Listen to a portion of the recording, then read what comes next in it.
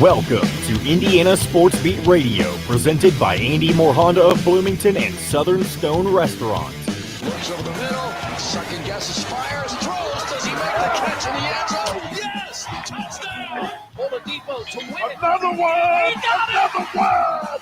Another one! Huge hole! He's at the 30! He's gonna go! 10, 5, touchdown! Jonathan Taylor! Worked out by Burke. Bounces into Cody. Puts it up. Scores!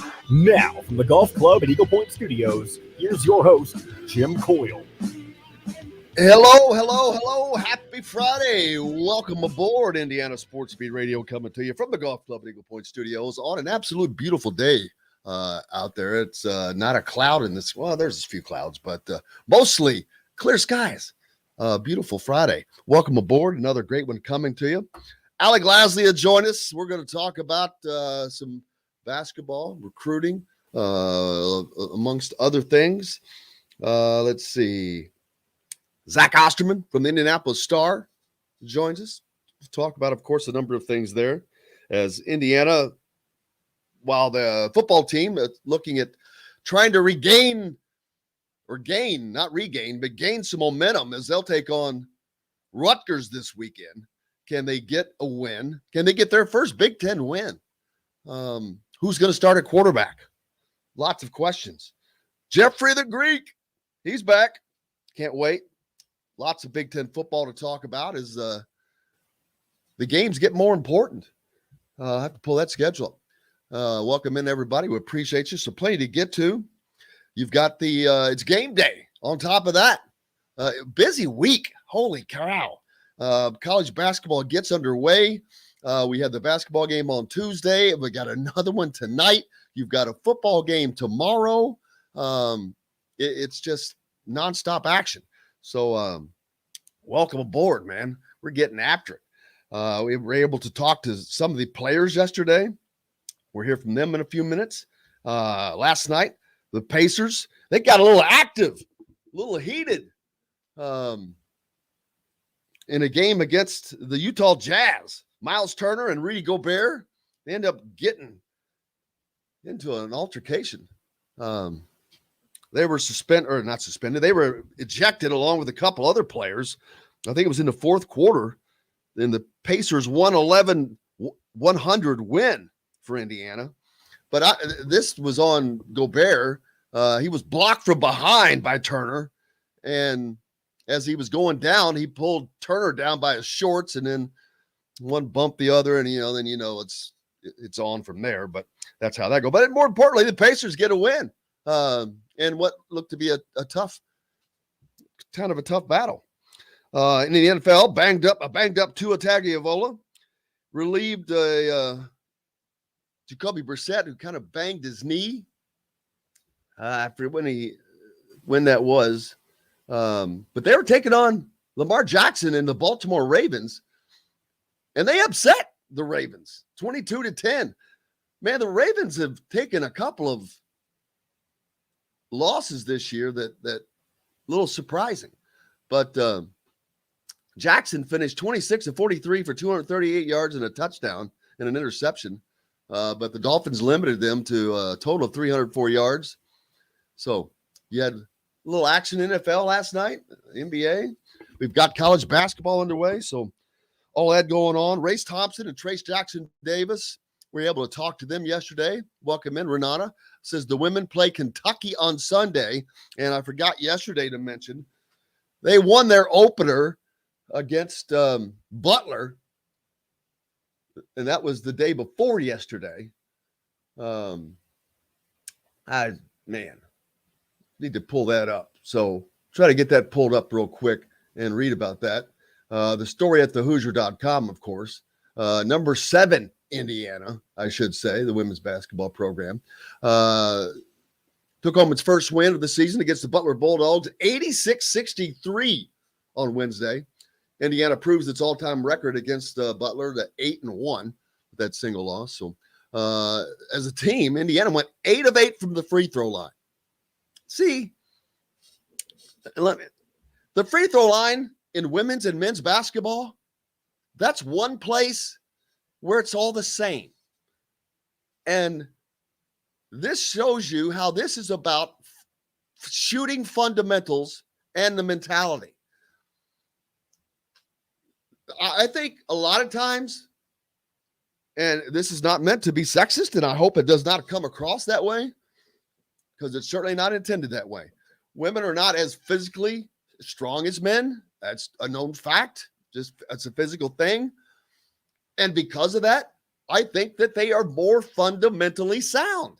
They have to do things more fundamentally to make things go right, and they do.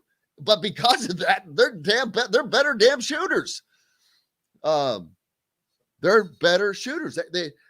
They don't have the strength, but man, a lot of times they're just more accurate. 8 of 8, didn't miss a one. They were focused and they're mechanically sound.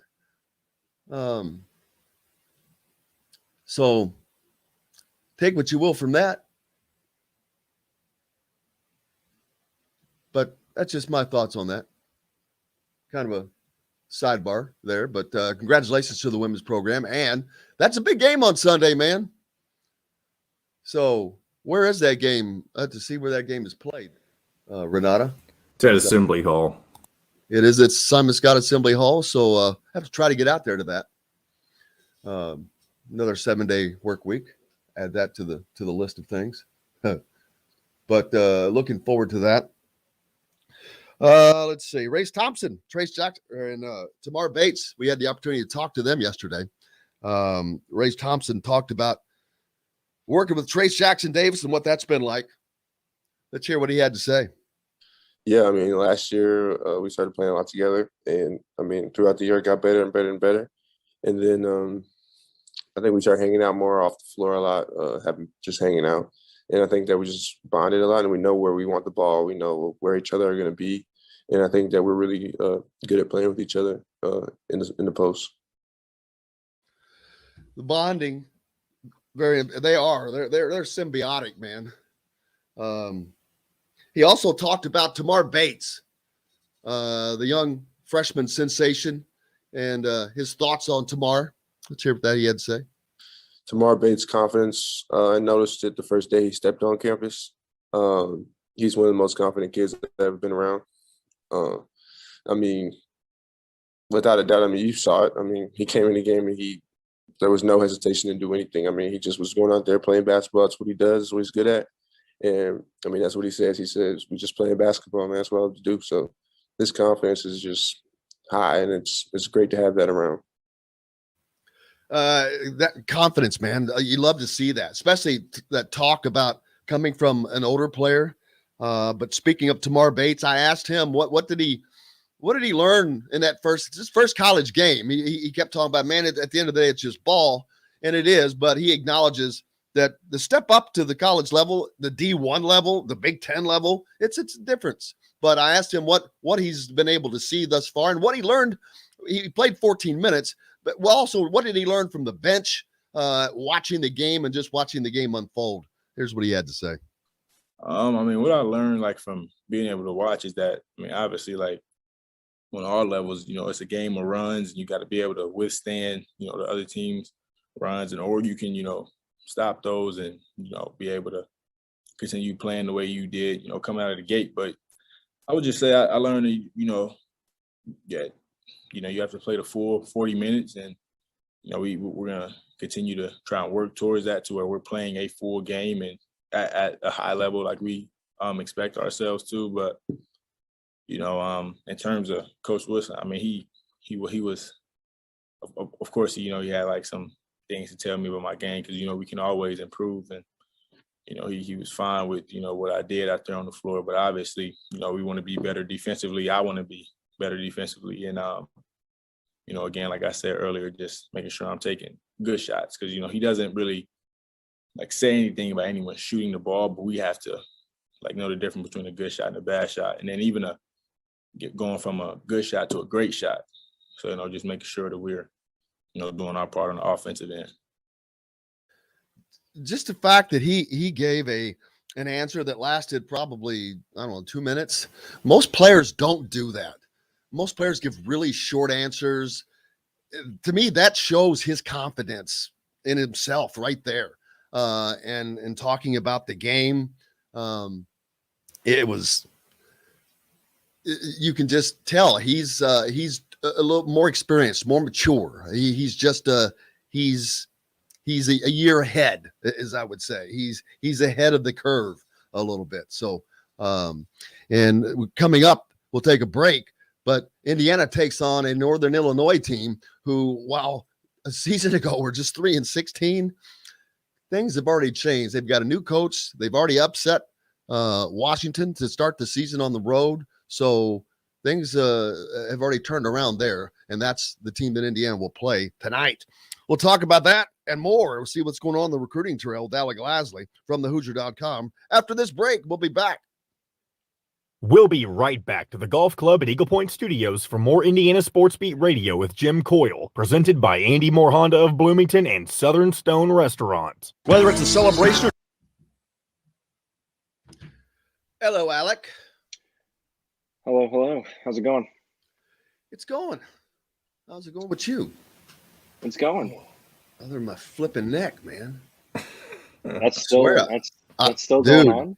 Dude, it's not what it was 2 weeks ago, but he always pops in the morning with his neck brace or whatever it is. Is it better than it was 2 weeks ago? Well, you were doing the show from your bed 2 weeks ago. That was not 2 weeks ago. Was it 3 weeks ago? It was longer than that. Man, I can't believe it's been that long. This happened 7 weeks ago, man. It was no. That would be 2 months. This happened in October. It happened October 9th. That's about a little over a month ago. Okay, I'm gonna say 5. I'll say 5 weeks. What is today? Yeah. I'll say 5 weeks because today's Friday. There you go. 5 weeks today.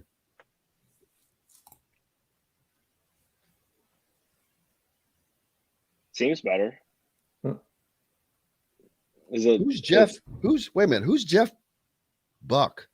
That's his email. That's his actual last name. B-U-C-H. Oh, you skewed me. I need to get his contact info. Do you have? I don't have his number. I just have his email. I message him through Twitter. But he's always on there, so he usually replies.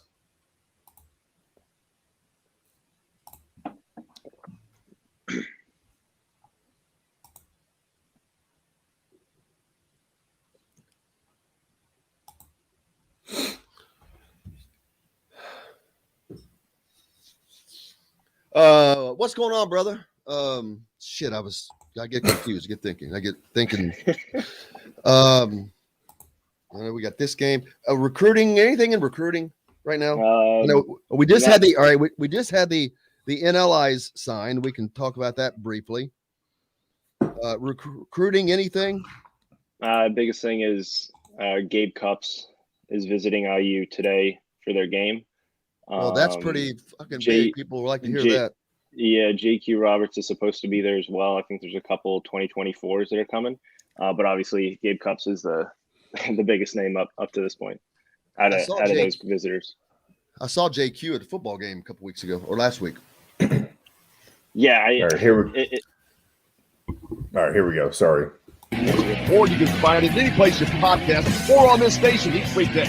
If we're not on the station where you live, we should be for Indiana Sports Beat Radio. This segment is brought to you by Andy Moore Honda of Bloomington. Now back to the Golf Club at Eagle Point Studios for more Indiana Sports Beat Radio with Jim Coyle, presented by Andy Moore Honda of Bloomington and Southern Stone Restaurant.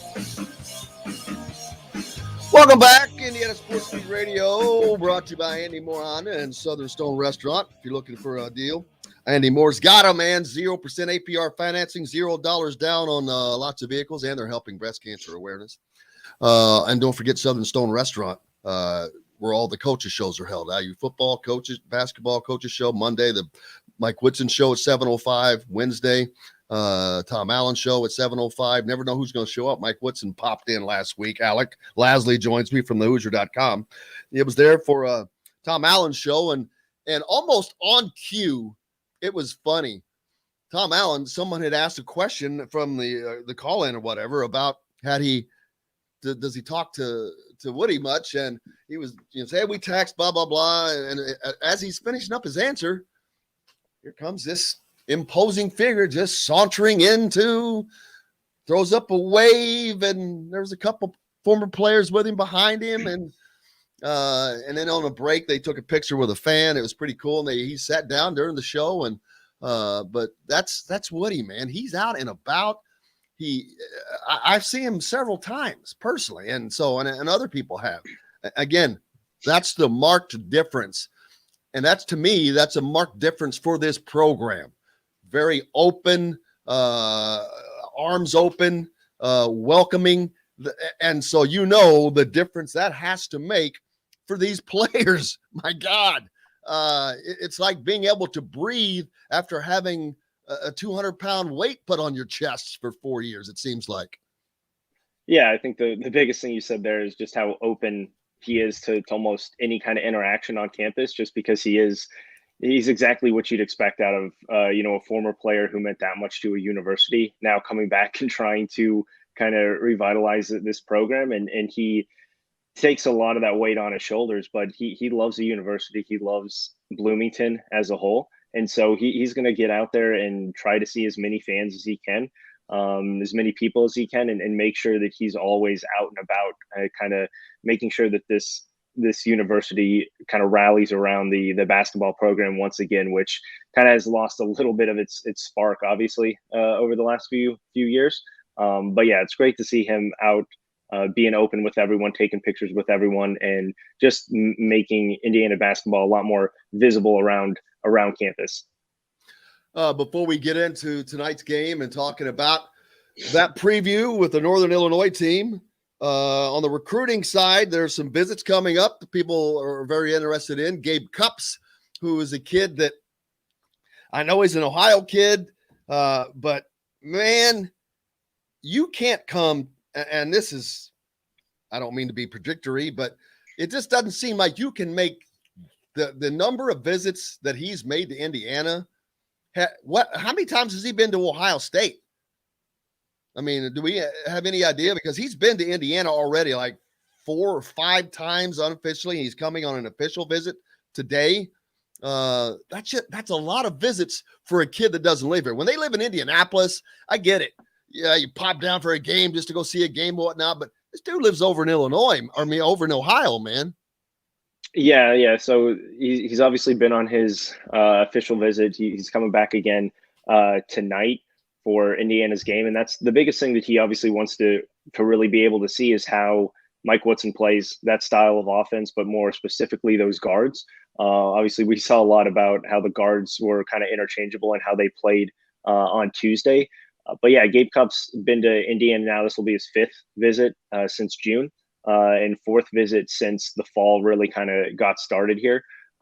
So he's obviously a priority target for Indiana. His final 3, Indiana, Ohio State, and then Stanford. He's been out to Stanford once. Obviously, the distance there makes it a little bit more difficult to make it a quick kind of impromptu trip, which he's done a few times kind of middle of the week to Indiana.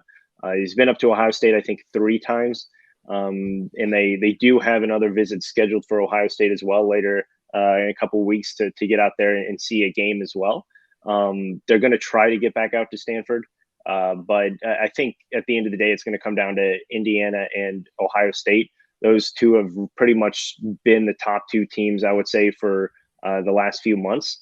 And so I think it's going to come down to whether or not he wants to leave the state of Ohio, which does have a very strong pull for him, and go to a basketball school that has such a great tradition, and coming from a huge basketball background, which he comes from. His dad's his high school coach. His dad's an AAU coach as well for his AAU program. They breathe basketball. And so going to a school with that much tradition weighs a lot for him too. So it's just going to come down to which one kind of weighs more on him at the end of the day. And of course, you have to look at who's going to be here. And we don't know that right now, because Rob Finney is a guy who has another season if he so desires. And you can't go off the first game, but Rob Finney looked as comfortable as I have seen him in 4 years since he's been in Indiana in his first game the other night. Not that he did a ton, but he just looked comfortable. He knocked down a 3-pointer that looked like it was shooting in practice. Maybe he should have taken more, but I think he did. He was 1 for 4. But he hit a shot in the lane. He seemed to handle the ball under pressure without panicking, which is hugely important. So he looked like a veteran guard, and I don't know why he wouldn't come back now with that comfort.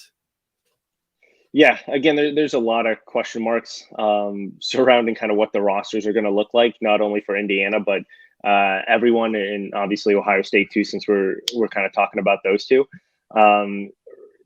Throw in the transfer portal, so no one really knows kind of how many spots are going to be open for a lot of these programs. At the end of the day, I don't think that really means a whole lot. Gabe Cupps is not going to be a guy who comes in and starts his freshman year. He's probably not going to be a guy who comes in and plays 15, 16, 17 minutes a game his freshman year. But he's one of those guys where if he is kind of your ninth man that freshman year, plays a few minutes, kind of gets into the flow of the offense, learns the offense even better. Junior, senior year, he's a guy who's going to take a team to the NCAA tournament, win a couple games, and be one of those veteran guards that you hate facing in the NCAA tournament and deep in conference tournament time when you need a play, when you need a win. He's going to be a gritty guy who kind of toughs it out and lifts the team to victory because he just makes a lot of winning plays. And he's one of those guys that you need on the bench early on in that career, and one of those guys who grows into that role throughout the course of his career.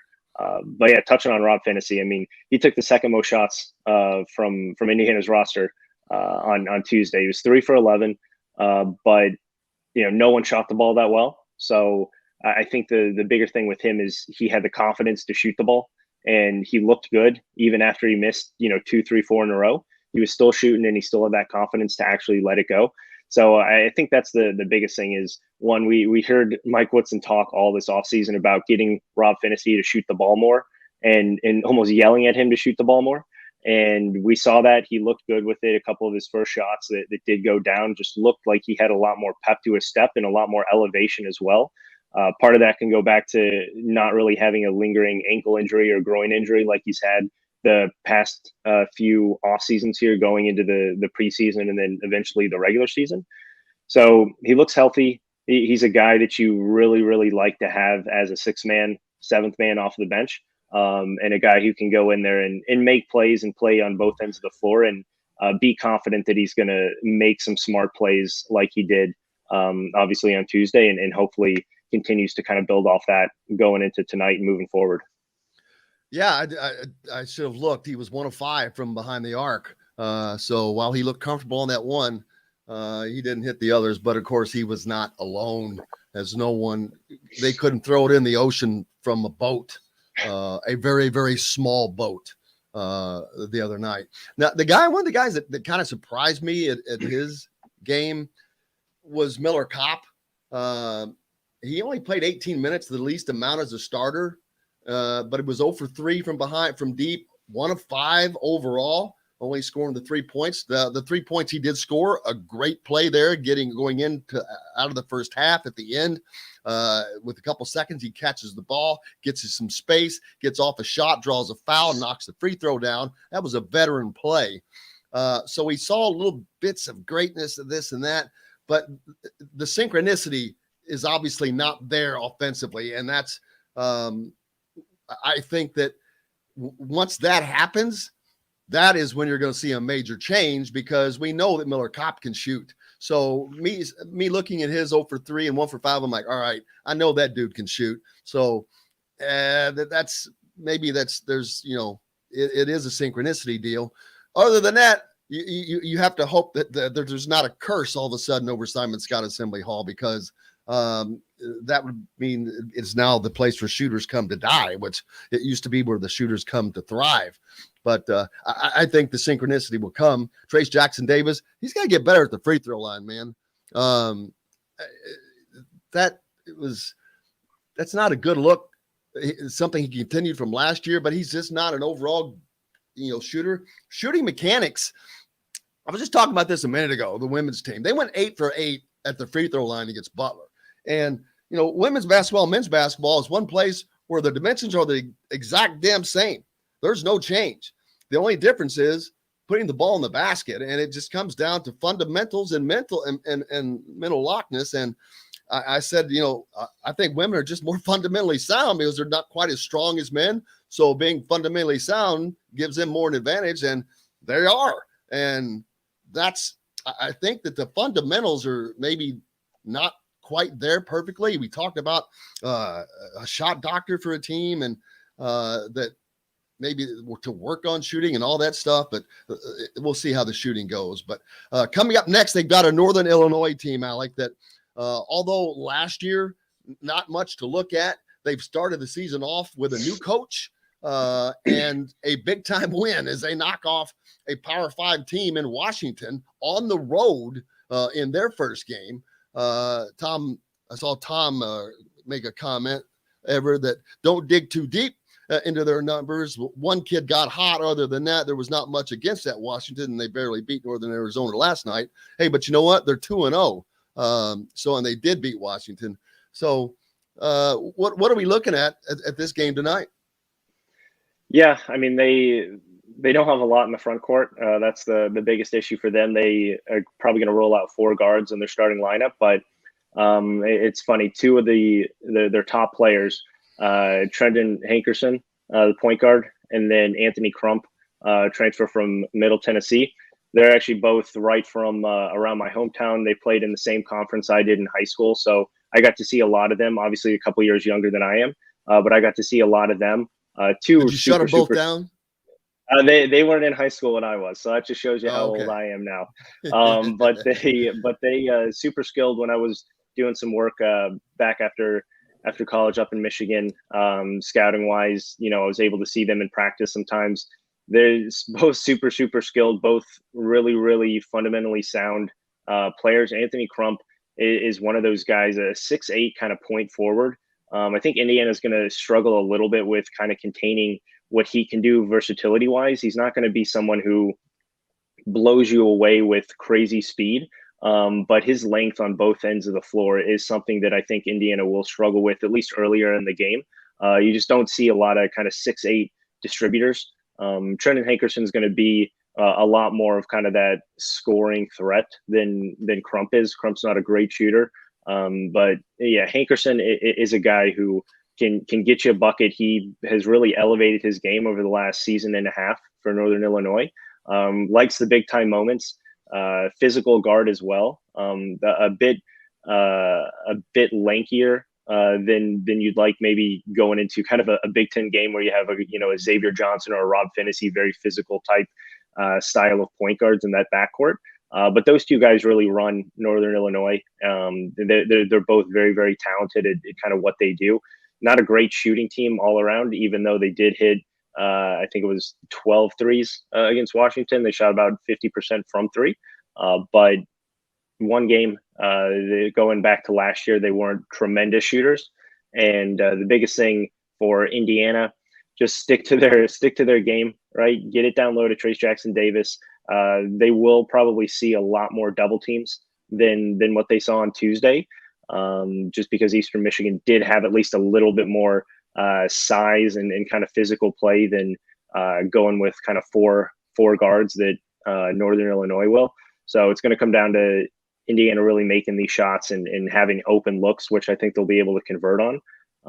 But that's kind of the look at Northern Illinois, kind of is run by those 2 guys, and you have a couple other guards who can kind of get hot and streaky from the perimeter, but for their careers haven't shot better than about 33% from deep.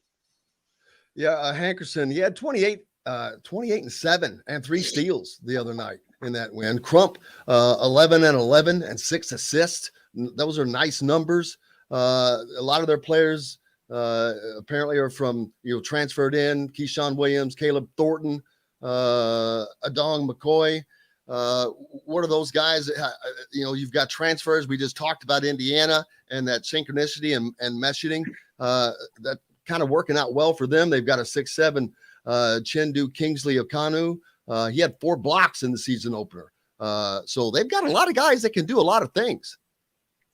Yeah, they do. They, like I said, I think some of those other guards, if you look deeper into their numbers, from their either JUCO or past programs before they transferred into Northern Illinois, weren't great shooters. Like I said, kind of 32, 33% from behind the arc. So they did. I think those 2 backcourt guys, in addition to Hankerson and Crump, went 4 for 6, 4 for 7 from deep in that game on Tuesday against Washington.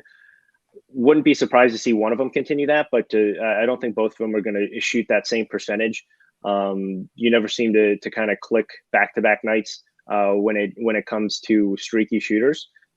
So again, at the end of the day, it's going to come down to what Indiana can do to really limit the amount of kind of ball screen action against Trendon Hankerson and force some of these other guards to beat them instead of letting Hankerson kind of pick the defense apart, which he can do. He has very good pacing to the game, very good high IQ player.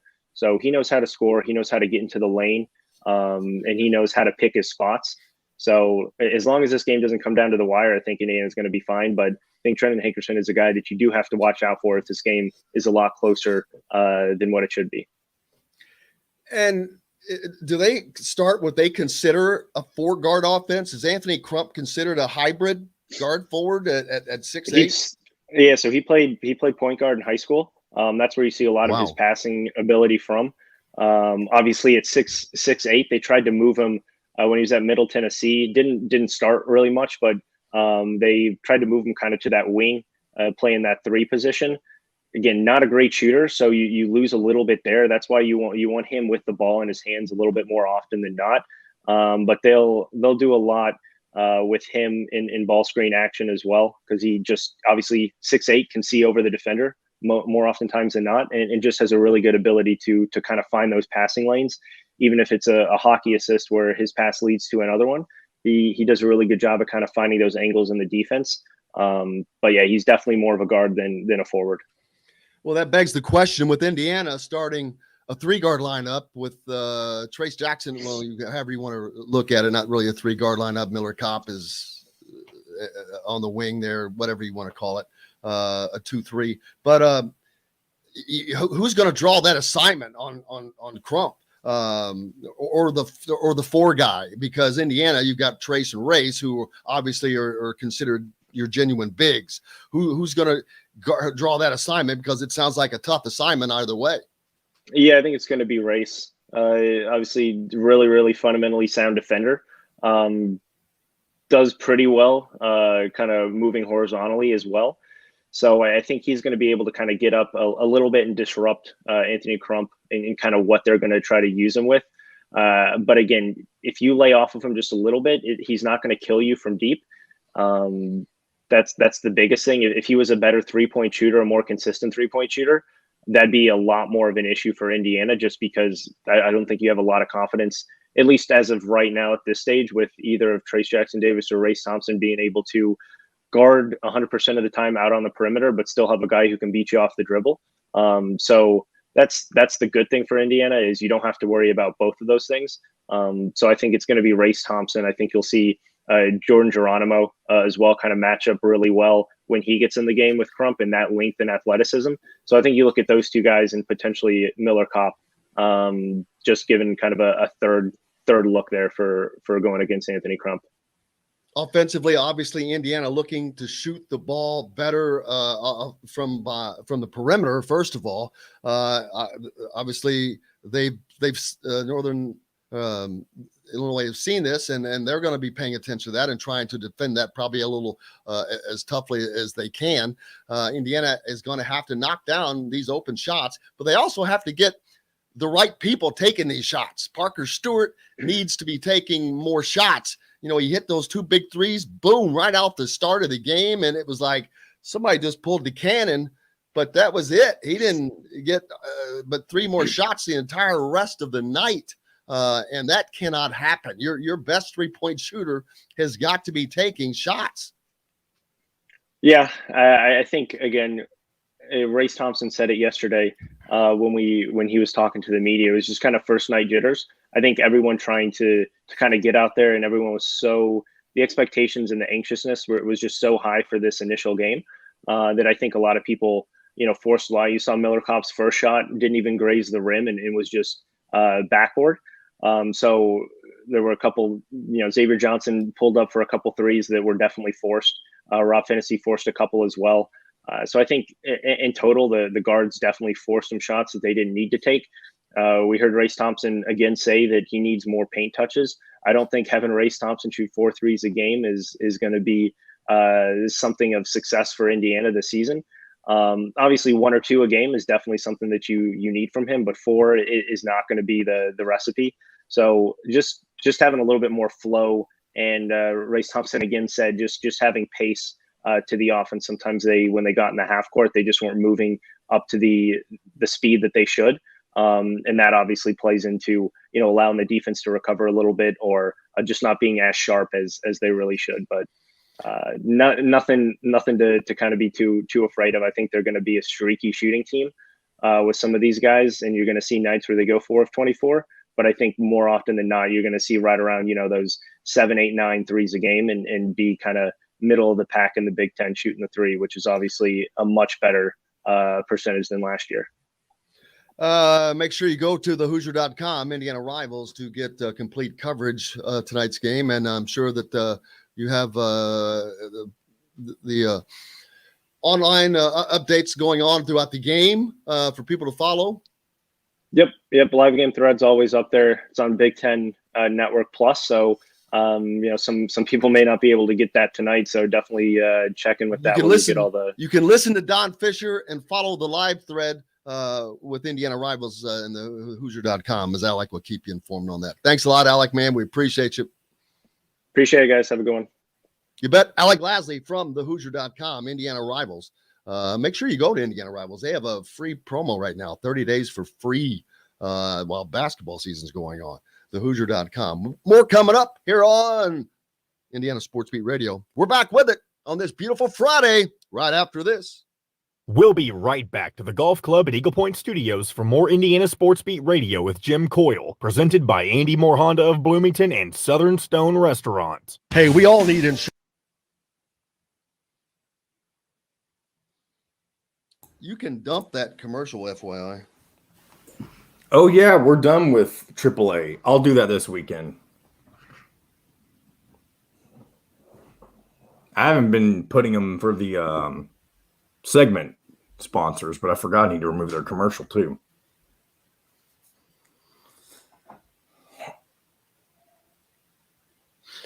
And those of you out there listening, make sure if you're on Twitter, I hope you're following me at Jim Coyle ISB. Excuse me.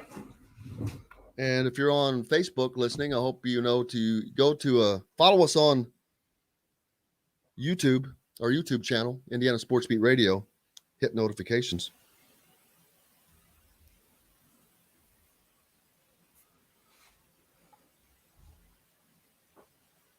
Yeah, this thing, Tim Taybald saying, this is so Big Ten Plus tonight. They're airing the game, but Don Fisher's call is what you'll hear if you're watching on Big Ten Plus. Oh, really? Mm-hmm.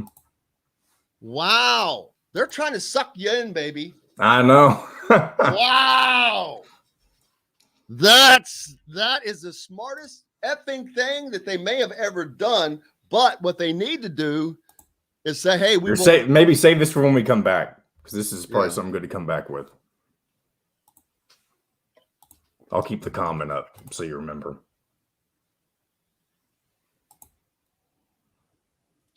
He says he heard this. No, I read it last night. I know that's a real thing. Where did you read it? Somewhere when I was looking at the Big Ten Plus stuff. I don't remember specifically. I wish I knew.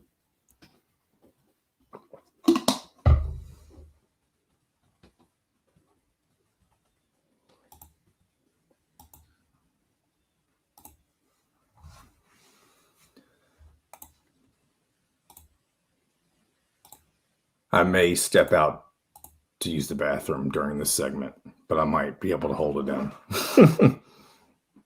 Just FYI, in case, because I know right now you don't have a guest to talk with. So if I'm gone and you say something to me and I don't answer, that's why I'm telling you. I wish we knew where that was. What, the Don Fisher thing? Yes. So we can.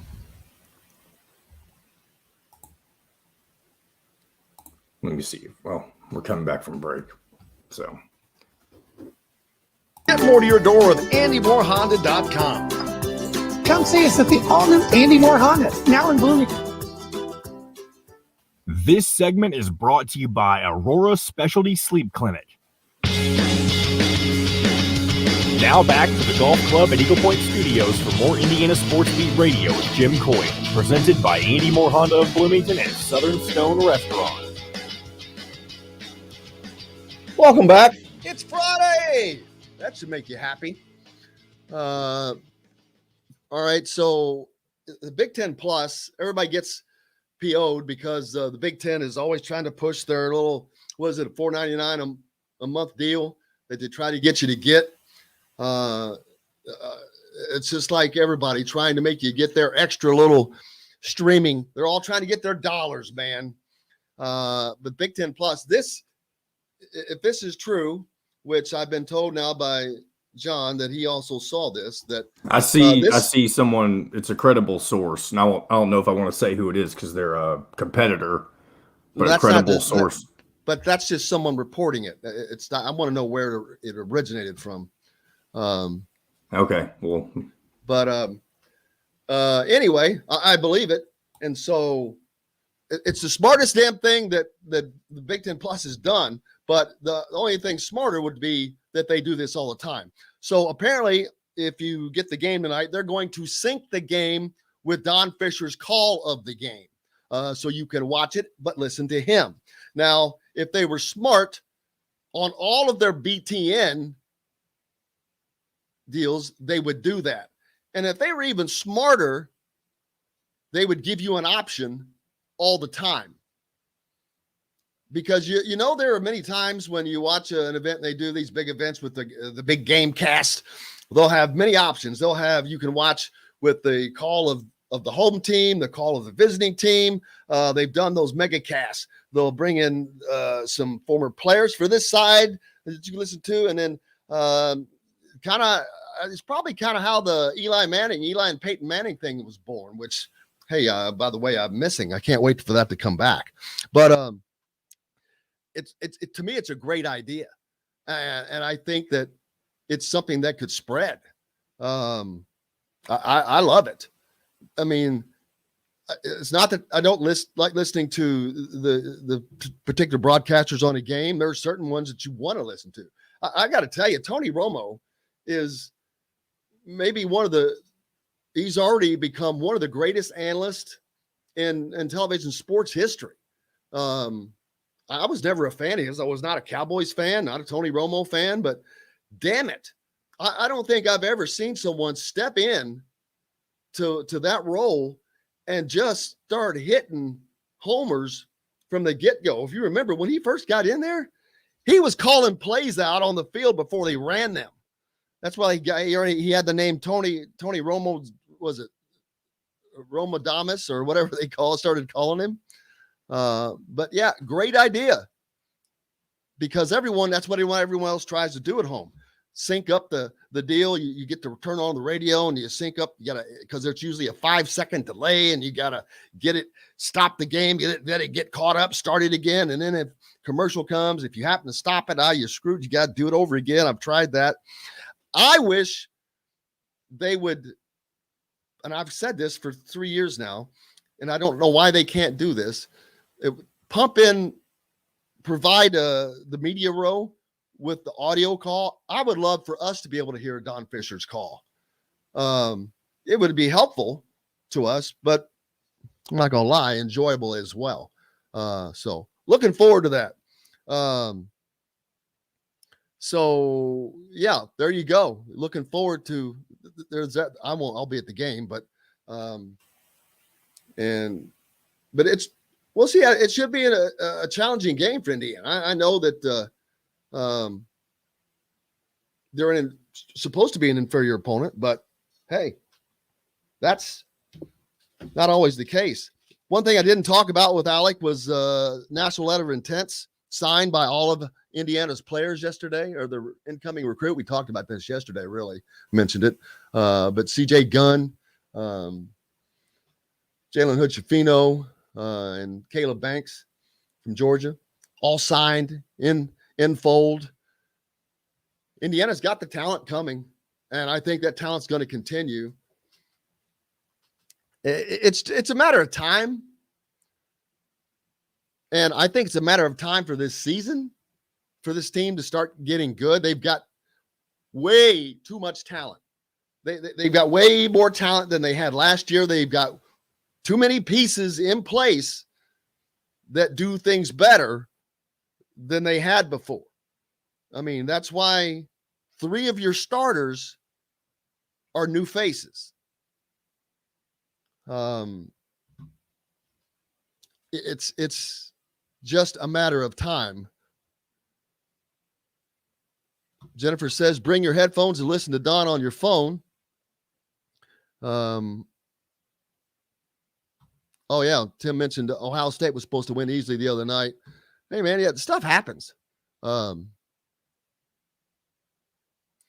it ain't about trust, brother. You learn when you're in media, you got to have the source of the source. Trust me on having been burned when I thought that I knew something. Yeah, you have to know if you're going to say it. So just trying to get it over. Hey, make sure you go to thehoosier.com. Get caught up on everything that's coming up this weekend. Rutgers comes in. Can Indiana get a win on the football field? Are they going to win another game? Well, this is probably their best chance. We'll talk more about this with Jeffrey the Greek later, but I think that Donovan McCulley is going to be the guy that starts. I think all the other talk has been kind of gamesmanship with Tuttle and Michael Penix Jr. practicing. I don't think that either of them are probably healthy enough. If they were, we'd probably be hearing that, but who knows? We'll see when it happens. But I think that it will be Donovan, and I think that there goes his redshirt year, which is so much has been made of, which I'm like, why? Who cares? Why are you thinking about 4 years from now? Nobody cares. Well, it's not that nobody cares, but I just don't, in this day and age, I don't think that you look at the 4-year, man, if quarterbacks are good enough, I don't know that they're going to be here for 4 years. And I agree with what Dustin said. I think he said it yesterday. If you don't redshirt Donovan McCulley, you bring in Josh Hoover next year, and you try to redshirt him, then all of a sudden you've got Donovan and Josh 2 years apart, which is more ideal than having somebody right behind him if you redshirt Donovan McCulley this year. Because then at that point, if Josh Hoover is somebody who thinks he can start, go ahead. I was going to say, you also have, and I always forget his name. I feel so bad. Dexter Williams. Dexter Williams, who is in between there, who will be coming off of an ACL injury. But you've got him kind of there as well somewhere. I got to say he's ahead of Donovan McCulley, actually, isn't he? I don't know that he would be now that he has the reps he's gotten. I meant year-wise. Class-wise. The same age, yeah. And then you've got Tuttle and Penix, and what are they going to do? So somebody's not coming back. I cannot see a scenario where both of those guys come back.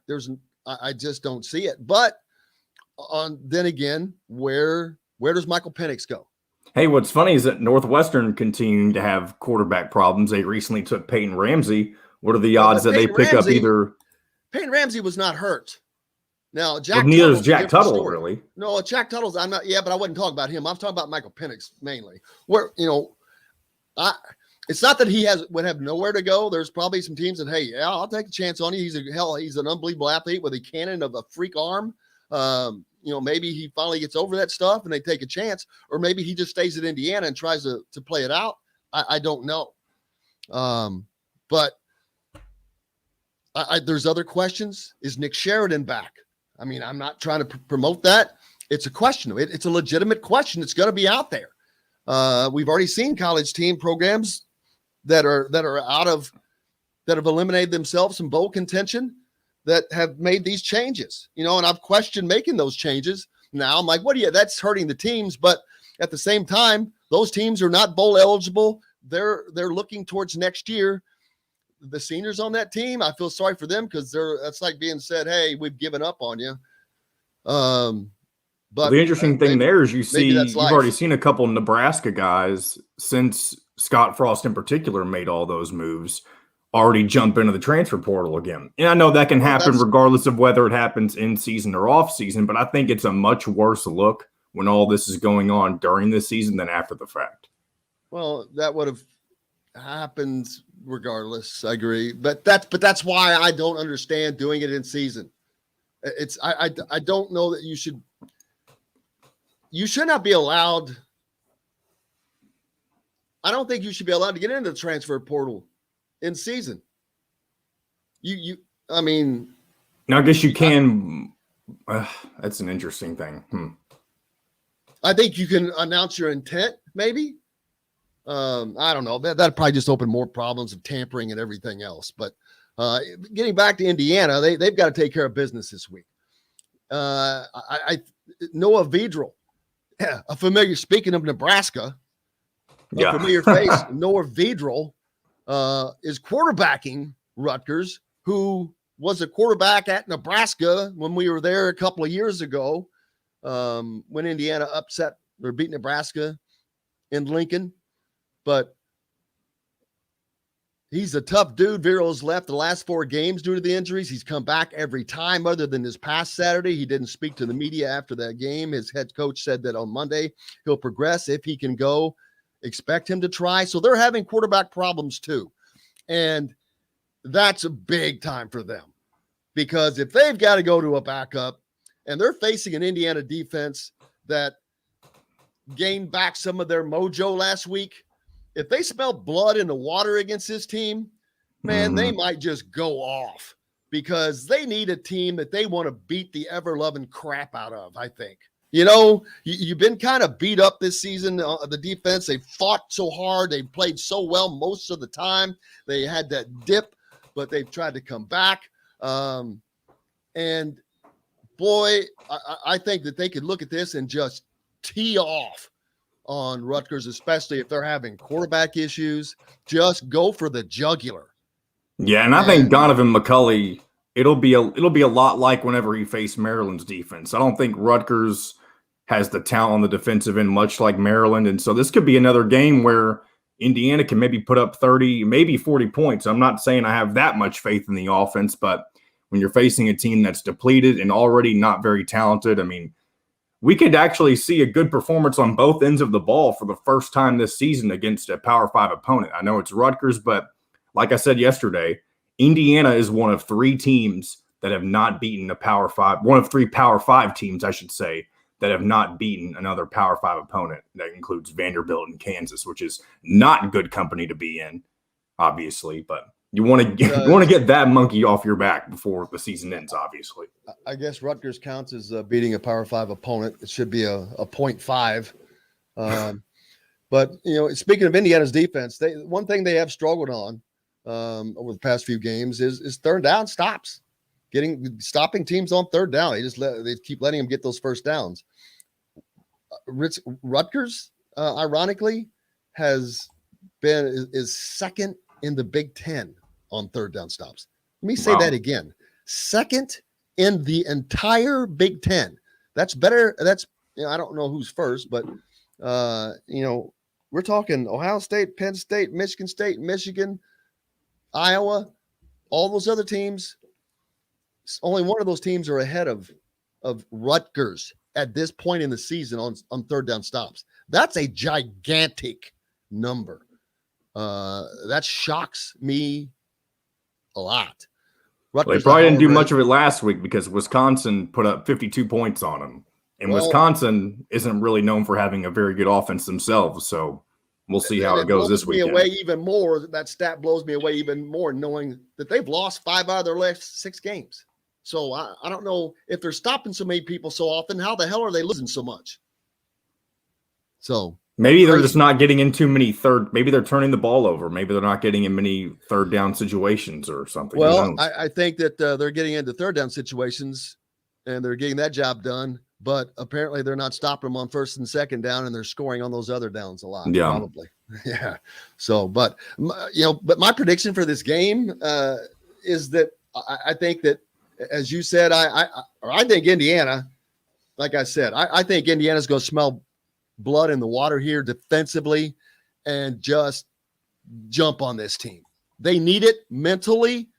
They need it to send a message to the team. So I think the offense will do enough, and I think they'll win this game like 31-17, something like that. But we'll see. We can make all the proposals we want, but the games have to be played. Hey, we got lots more coming up and looking forward to it. The great Zach Osterman from the Indy Star joins us next. We're back with that here on Indiana Sports Beat Radio, brought to you by the great folks at Aurora Sleep Clinic, especially Sleep Clinic. Dr. Steve Green, former IU basketball player and dentist, along with Brian Evans, have this incredible device, small enough that it fits into this thing. But for those of you that snore or have sleep apnea, maybe we'll go see our friends. Especially Sleep, Aurora, SpeciallySleep.com. Back with more right after this. We'll be right back to the Golf Club at Eagle Point Studios for more Indiana Sports Beat Radio with Jim Coyle, presented by Andy Moore Honda of Bloomington and Southern Stone Restaurant. If you're in the market for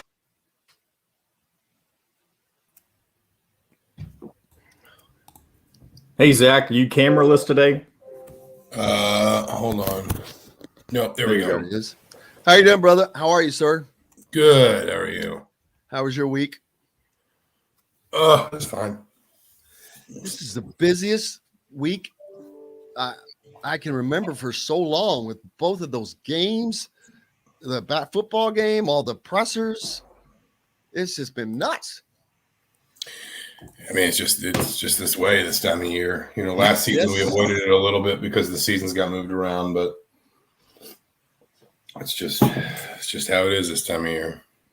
Man, Dustin's killing it too, man. You guys are a great 1-2 punch. It's fun working with him. It really is. So, yeah, it's knocking us both a little bit here. And did you guys have a new podcast out? Did I just see or saw yesterday? Chronic and I did something on the basketball game yesterday. So we're kind of splitting up midweek basketball and weekend football, and I mean, there's a lot to talk about right now. So trust me, I know. Do you all do that together or separate? What do you mean? Like we are. Are you all together when you do it, or like we are? I mean, we tend to Zoom just for convenience. I mean, just because you don't have to get around that way right now. Yeah, well, all we got to do is sit down and, talk, and then whatever. What format do you use? Like we use StreamYard. I usually use Zoom.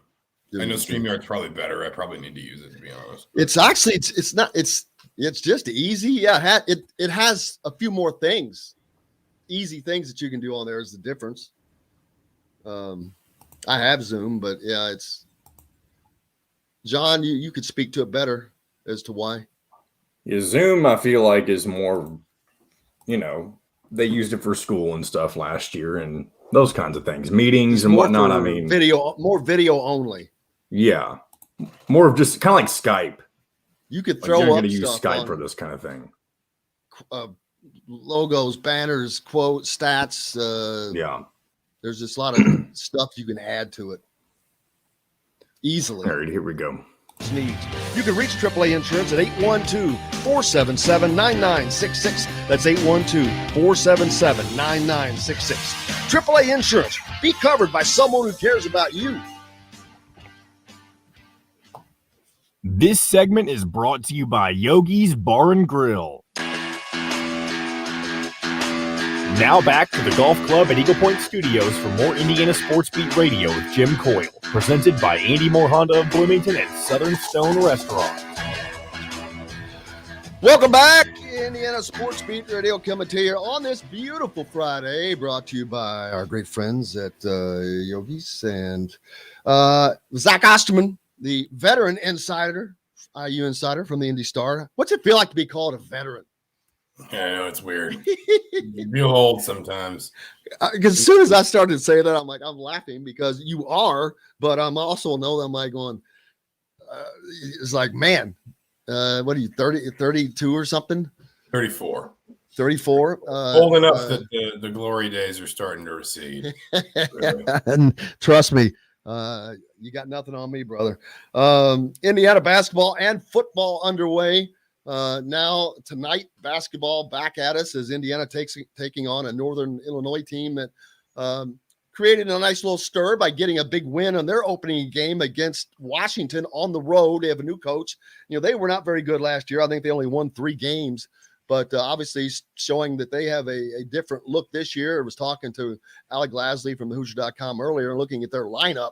They've got kind of a weird lineup, man. They have what they call a 4-guard lineup with a big 6'8" former point guard in there that is going to be probably a pretty good challenge for what I would imagine will be Race Thompson.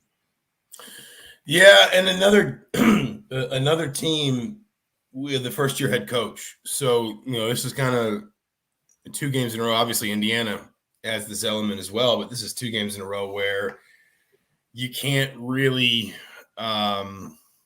especially in the portal era, I imagine it's very hard to kind of know exactly how to prepare. And in particular with Rashawn Burno, I mean, you can look at some of the places he's been, obviously, I think most recently Arizona State. But, at least with Stan Heath, you've got this sizable sort of body of work as a head coach, and it's still imperfect because you're going to have transfers and different things like that. But at least with Stan Heath, you've got, I mean, how long has he been a head coach? I think he's been a head coach something like 12 years, 13 years.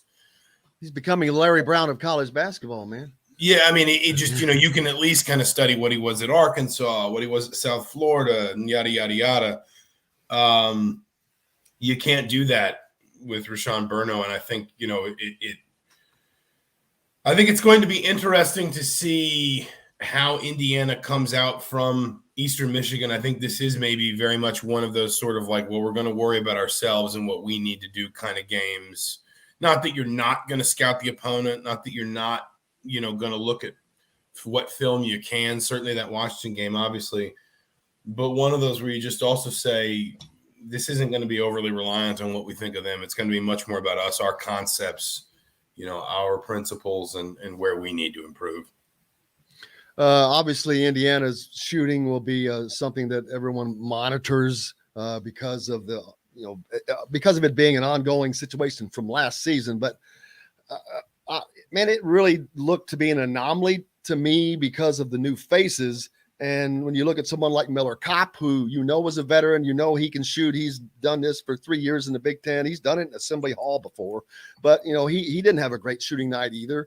And so I look at that as just a synchronicity thing, not having guys not taking the right shots, not having the right guys take the right shots. Parker Stewart is the guy that I keep talking about. He hits those 2 big threes to start the game, and then doesn't really get a lot more touches after that. And that's something that they have to fix. Yeah, I think there's a lot they have to fix, quite frankly, from Tuesday night. I mean, the overarching thing that I pulled out of Tuesday night, and I haven't watched the whole game back. I've seen little bits and pieces. I just thought you could really see a team that hadn't played together much at all. And, as much as we talk about the value of the experiences in the Bahamas and the preseason scrimmages, that's still not a lot of time on task. And when things were going well, obviously Indiana was fine. But when things started to go poorly, you just felt like you saw a team that didn't kind of have the muscle memory of, well, here's how we stop a run, or here's how we flex our muscle a little bit and just kind of turn some things around. And I just think there was a real element of of just kind of unfamiliarity, and not in a way of like, oh, these guys don't have chemistry or anything like that, but just in a way that they don't know each other. They got a brand new head coach. They got a mostly new staff. They've obviously got new systems at both ends of the floor. New, again, new principles, new sort of concepts, and then half the roster's new. So, and I think they played 9 guys, and 4 of them were new faces. Yep. So, 3 of your starters are new faces. Well, and I said this yesterday, I don't remember where. It's really easy to kind of talk in theory with fans in the off season, the preseason about, a schedule like this being designed to kind of let Indiana ease into the season, work through some growing pains, make some mistakes without getting overly punished for them. And everybody kind of say, yeah, that makes sense. That's a good idea. That makes a lot of sense. And then when you get there in practice, it's like, oh, Eastern Michigan's cut it to 1. We don't like this. And so it maybe we look back in March and we say that there were warning signs as early as the Eastern Michigan game. Maybe we look back in March and we say that actually Indiana just was figuring some things out. And maybe, I think most likely we look back in March and find out that Eastern Michigan really meant very little to the course of the season. It was just a game to be navigated and learned from and moved on from. So one thing that was definitely a positive was the defensive effort, especially early on. They all were engaged, locked in, and pretty successful at doing what they needed to do. It kind of got away from there at the end. Obviously, they let some guy get hot that had already put up 1,000 shots with not hitting a lot of them. But that's the thing that you talked about, the run and all that. And I think that they realize that. But now they have tape to actually watch, because doing it in practice against the same guys over and over for weeks on end, it gets monotonous and it's different. You cannot simulate game feelings, game everything. And it just takes real life to do that. And they're doing that now. And but talking to Tamar, he just seemed to be very mature yesterday in his answers. And because a lot of times players give real short answers, but his confidence really seems to come through. That's a guy who I think is going to really steadily improve as this season progresses, because he seems to be a kid that is going to learn and just get better. I mean, I think I've thought the world of Tamar Bates kind of since he popped up on Indiana's radar in terms of just, looking at him, looking at his film, talking to people around him and all that kind of stuff. I think he is a fantastic player. I mean, a genuinely fantastic player. I think he is sort of case in point in some ways of like figuring this out. Like I felt like he was really good in the Bahamas, and yet I also felt like Indiana still only had a sort of vague idea of all the ways that it felt it could use him. And I'm using Bates as kind of a placeholder here, but I think that's probably true of a number of these guys. And that's probably even true of a couple of guys like Michael Durr that we didn't see on Tuesday night. Just in the sense of, understanding, okay, there's a lot of talent there. The team obviously needs some time. The coach, frankly, needs some time. And there's the old Kelvin Sampson adage, which whatever anyone thinks of Kelvin Sampson, said it better than I've heard anyone else ever say. You don't play February basketball in November. You want to be playing. I mean, to some extent, you want to be playing bad basketball in November. You don't want to be the finished product before Christmas or even the New Year or even, January 31st.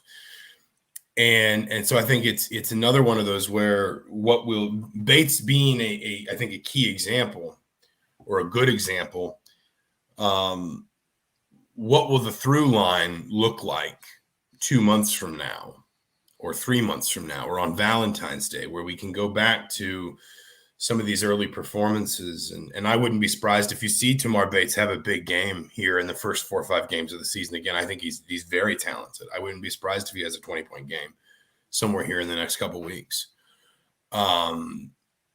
But I think it just kind of goes back to this more basic idea that I think there's a lot of raw materials on this team right now, not necessarily in guys being individually raw in terms of their skill sets, but more in the sense of as a collective group, they are still fairly raw because they've not played a lot together. They've not played a lot together for this coach, as you say, certainly not played a lot in settings where the other side doesn't know your play calls. The other side doesn't know, doesn't see you every day in practice, doesn't know your tendencies, by heart.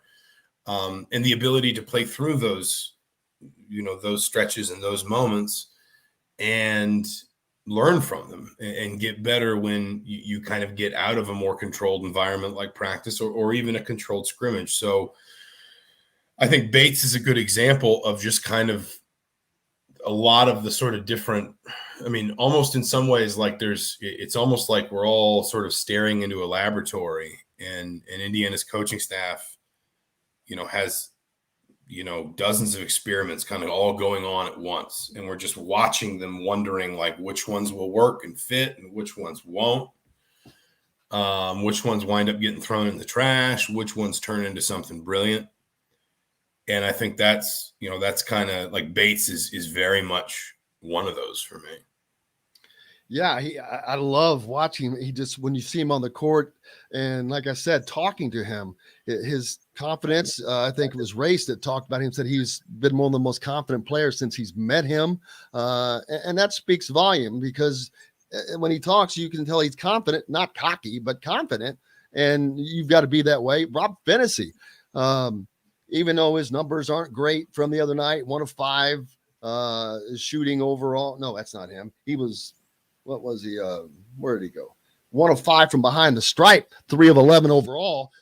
But the 3 that he hit, he looked very comfortable hitting. He looked comfortable handling the ball in traffic, handling a roll. And I think that's another place where this team is these guys are going to have to actually find their exact defined roles and live within that and let the team be what the team is. It's obviously built around Trace Jackson Davis. He took 14 shots the other night, 21 points. He did what he was supposed to do other than at the free throw line. So you're getting that. Getting the perimeter shooting is what they need to package this together. Race Thompson, he was just active, man. He was just active all the time. He didn't, have a tremendous stat line necessarily, but 5 points on 2 of 6. He took 4 3-pointers, which is probably too many for him to be taking, but 10 rebounds for him. He was just active and working hard all night. I don't think he's going to stop taking those threes. Well, they don't want him to stop. He is case in point for sort of Mike Woodson's 3-point philosophy, which is you got to shoot them to make them. And even if you're struggling, you have to make an opponent respect the idea that you might stop struggling, like that the light might come on for 5 minutes and you make 4 in a row. And then all of a sudden, boom. I wrote about this post-game Tuesday, and the example I actually pulled was Purdue. Purdue shot 21.5 threes last season. That was literally the median number in college basketball. They were dead middle of the country, averaging 21.5 threes. They only shot 33.3% as a team. So they weren't setting the world on fire, but their commitment to staying with the 3 ball, which is something Indiana has not done in the last 2 years, is not just that they haven't made them, and there's no substitute for making them. I want to be very clear about that. I understand that. But Indiana shot like 18 a game last year and less than 17 a game the season before. So the degree to which Indiana wasn't even not just making threes, but basically giving up on trying was pronounced. And you look at Purdue as an example, they're dead middle of the road in attempts per game, and they're more or less middle of the road. I let my KenPom subscription expire yesterday, so I don't have the numbers right in front of me, but I think they were in the 180s in 3-point accuracy at 33.3%. So they're basically middle of the road in every possible way, shooting the 3. But their commitment to staying with it means that, A, the guys that needed volume, Sasha Stefanovic, Mason Gillis, Brandon Newman, those guys got enough. Those guys got enough attempts to make it matter, and enough attempts maybe to shoot through a slump or whatever, but enough attempts to make sure that like Purdue had established 3-point shooters in its rotation. And B, it made defenses respect enough the idea that if they let Purdue get loose, then 8 of 24, which is 33%, or 7 of 21, I guess they averaged 21.5. 7 of 21 could become 10 of 21. And that's 9 more points. And particularly if you're playing at Mackey and you're spotting Purdue 9 points, you're not going to win. And Purdue had a top 30 offense in efficiency last season. And I think they were top 5 or top 6 in the Big Ten. And it's because they had all the other pieces they need. They have an all Big Ten big man in the post with depth behind him. They had, guard depth. You'd argue they didn't even really have a point guard. I mean, I know Eric Hunter runs the point, and I think he does some good things there, but he's not an out-and-out point guard. And again, they weren't an elite 3-point shooting team by any means, but they stayed with it enough for it to matter. And I think that's kind of where Indiana needs to be here. Because at the end of the day, if Indiana literally just shoots Purdue's percentage last season on its 24 threes on, I lost my mind, Tuesday night, they win the game by 18 points. And we're not having these discussions about, what happens, did Eastern Michigan do this or did whatever. We're talking about it like a routine sort of like first game under a new head coach, took care of business. Now they move on to Northern Illinois. And Indiana's got to get better making threes. I don't dispute that at all. But in the meantime, not shooting them does not solve that problem. And not shooting them does not. And this is, I know this started as kind of an answer about Race Thompson, forgive me, but I've pulled this thread far too far. Talking to someone like Race Thompson, talking to someone like, Jordan Geronimo, and saying, listen, if you're not seeing them go down, that's fine. And Race Thompson's a good example of those shots weren't falling, but you list all the other things he did well. The defense he played, the rebounds he grabbed, the minutes he spent playing the 5 so Trace Jackson Davis could get a breather. So it clearly didn't actually affect him that the threes weren't falling. It didn't bother other parts of his game. He didn't lose confidence from it. And if Indiana can strike that balance all year, because I don't expect this team to suddenly just wake up and be the best 3-point shooting team in the Big Ten. But if Indiana can strike that balance all year between staying committed to the 3, even when maybe it's not going down, but giving the right guys the right shots, and then when it's not falling, not letting that affect confidence and performance anywhere else, I think they'll be better off for it, perhaps substantially so than what they've been in the last couple of years. I would not disagree. And to further back up your point that Mike Woodson, this is what he wants, and it will continue. The 9 guys played the other night. 8 of them attempted 3-point shots. The only person that did not was Trace Jackson Davis, which I would not expect for that to happen. But I agree with you wholeheartedly, man. And we'll see tonight. We'll get the next opportunity as Indiana takes on Northern Illinois this evening. And I know you'll be there, and I look forward to seeing you, man. Absolutely. We'll see you out there. I'm giving you a break off. You don't have to talk about Indiana football this week. We'll see how Saturday goes. Zach Osterman from the Indy Star, brother. Appreciate you so much. Absolutely. Thanks for having me as always, Jim. You bet. We're back after this with Jeffrey the Greek to finish out and talk about Big Ten football, what's going on this weekend. We'll be back with that right after this. We'll be right back to the Golf Club at Eagle Point Studios for more Indiana Sports Beat Radio with Jim Coyle, presented by Andy Moore Honda of Bloomington and Southern Stone Restaurant. Whether it's a celebration or have to create his own walk-up music, John. Something that's not registered or. It's funny. I was thinking about that the other day with the Scratch the Itch segment with Bob and Rick. I think that would be funny to have for that. Some walk-up music for them too. Yeah, create it. Scratch where I've also got I've got I have Bob Kravitz that comes on and Rick Bozich that comes on, and I'm like, the Itch brothers, and then I don't know if it was me or John that said scratch the itch. I think it may have been me, but I don't remember. Yeah, it was you. Yeah. And then so he started posting that, and I was like, he's like, scratch the itch, Bob and Rick. And do people get that though, John? I think when you put scratch the itch, you have to put Bob Kravitz and Rick Bozich. So you may get that.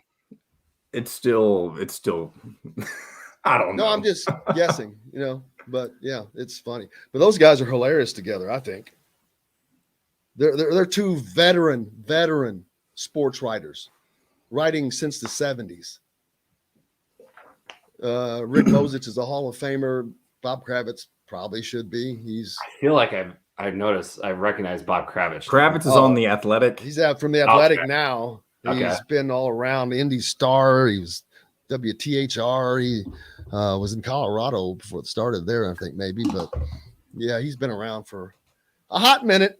We got some games this week, man. Oh, dude, I put that effing Tennessee-Kentucky game in. I'm thinking, all right, Kentucky's on a roll. They're going to find. It was like a 1-point game too, and I'm like, I could punch a wall. That cost me probably, I don't even know. That would have been it was a great. It was a parlay. Yeah, I'm still pissed at the game last night. I had North Carolina got it in late, so it went from +7 to +6.5. So I had a half-point loss last night. Let's see, where am I? Big Ten. Tar Heels and the ACC. Do you do any basketball or just football? Just football. I don't think you'd want to listen to a thing I would say about basketball. Bull crap. I think we got to, after football's over, we'll have to just for the hell of it. Oh man, just the shit I would get from my friends list if they heard me talk about basketball. That would be that. All right, that's fun. Hey, we got 10 seconds. 10 seconds or less than that now. Here we go.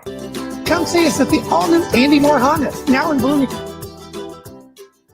This segment is brought to you by Remax Advanced Realty, Indy Home Pros team by Cheryl Sizemore.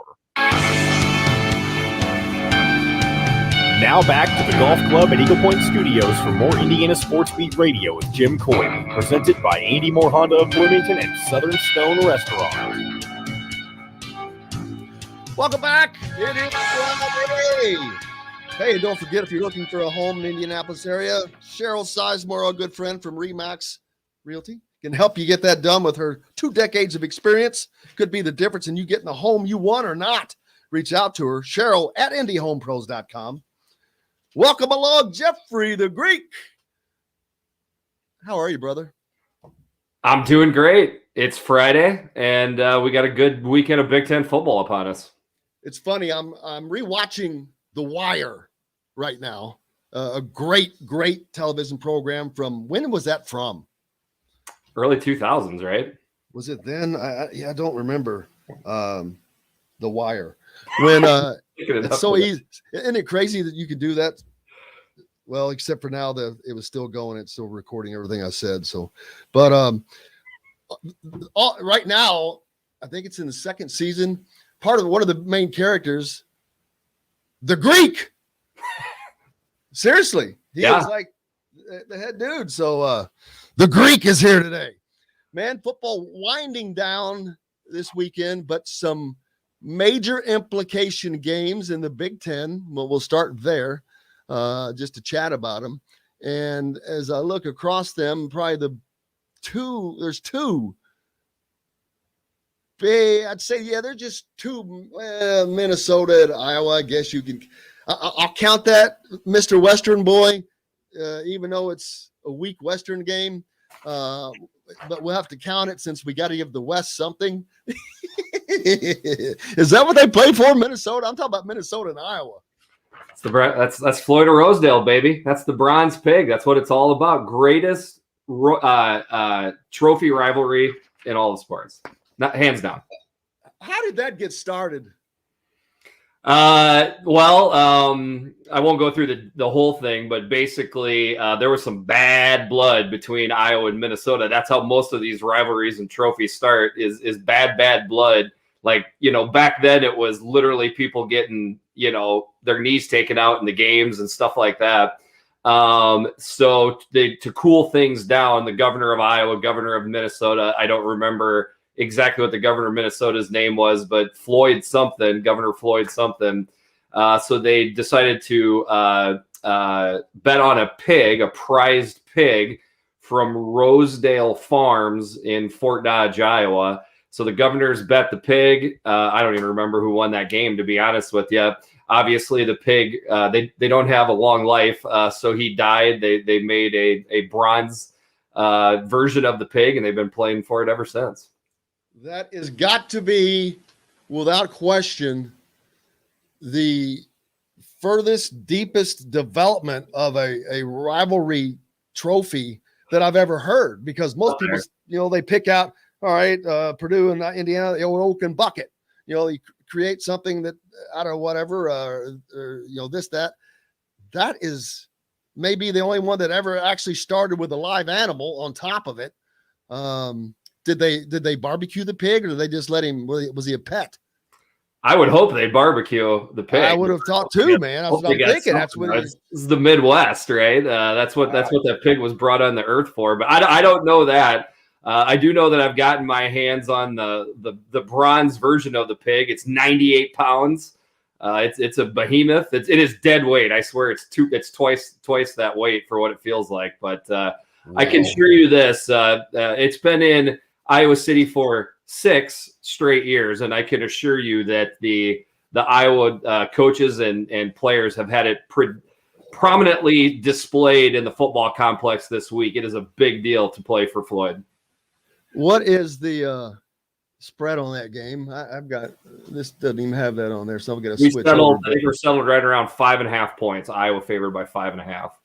That's it. See, that surprises me with what has happened to Minnesota over the last couple of, they're getting banged up. They haven't they lost 3 running backs?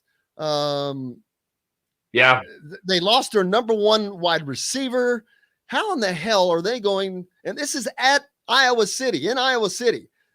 Why is Iowa, and what happened to Iowa? Why are they only a 5.5 point favorite this game? They should be favored by 10 points over this team, I think. It is the beauty of the Big Ten West, right? That it's only a 5.5 point spread. And I might add, one man's junk is another man's beauty. That's right. And a 37 point total in the game. So that's another thing to look at. But Minnesota hasn't won in Kinnick since 1999. If you see these gray hairs here on the side of my face, I was playing the last time Minnesota won in Kinnick, so it's been a long time. Were you on the team when they lost to them? Yes, I was. Oh my God! Don't you just hate that? Part of the sport. If you can't stomach the losses, you gotta stay away, I guess. But